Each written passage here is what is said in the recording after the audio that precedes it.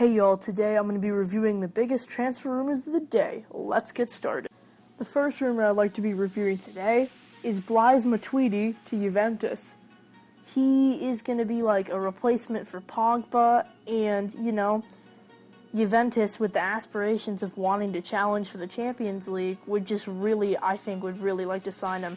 I know he's 29 and he may only have a few good years left out of him, but for the 22 million euro fee that's being reported, with all the money that Juve have from the Pogba sale, I think this could be a pretty good piece of business for Juve and PSG, who's getting a decent amount of money for, again, as I said, an aging midfielder.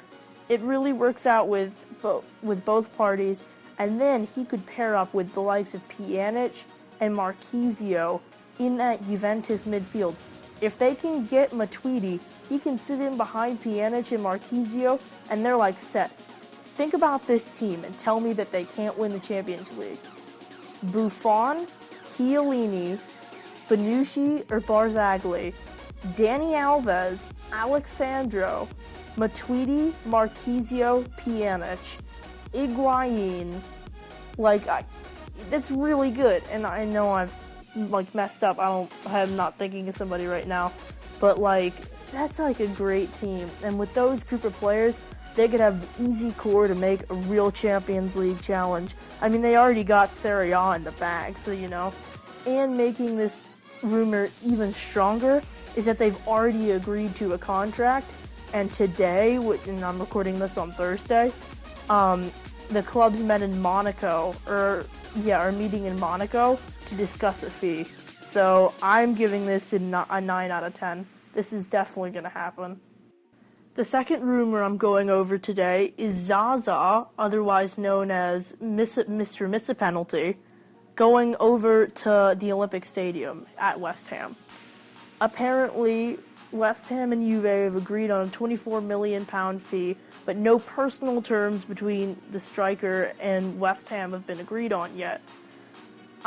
He'll probably want to go because he was only given about 19 appearances in the league last year for Juve, and Higuain could definitely jeopardize his place in the team.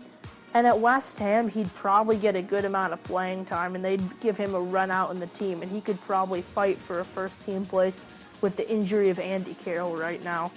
But I'm only going to give this a 7.5 out of 10 because even though West Ham are getting more and more money and are growing as a club, and I get that, he still may not want to go because he might not consider them a big enough club for him, or because he might want a bigger contract than they're willing to offer at this time. But yeah, I'm giving this a 7.5 out of 10. It could happen, but I think there's a decent chance it won't. The third and final rumor I'd like to be reviewing today is probably one of the biggest in transfer news history, just because it involves two players, and that's Mustafi and Perez to Arsenal. Apparently today, as of Thursday, which is today when I'm recording this, Valencia have had a £35 million bid, and they accepted it for Mustafi, and Deportivo accepted a £17 million bid for Perez from Arsenal. So finally, as a lot of Arsenal fans are saying right now, Arsene Wenger's going out and spending the money, and a lot of big pundits and people who really know football are saying that Perez could be a cheaper version of Jamie Vardy and can be comparable. He scored 17 league goals in La Liga last year, and some could argue that La Liga is better than the Premier League in some ways in terms of quality. So I think he could definitely score in the Premier League, and with he and Giroud, they could probably provide enough goals with them two combined for Arsenal at the striker spot. Mustafi is also just a huge signing for Arsenal. I mean, he fits a gaping hole they have at center back, not just because of the injuries, also because I don't know if Per Mertesacker is good enough. And he and Koscielny back there, Mustafi and Koscielny, that's just a really nice partnership that can do Arsenal well.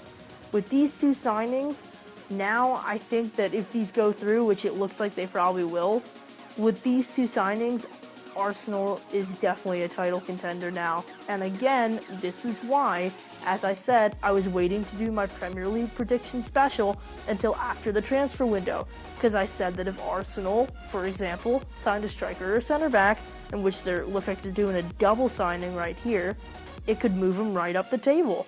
And so now, they're probably going to finish top 4. Now they just look like a better team. They look like a more complete team.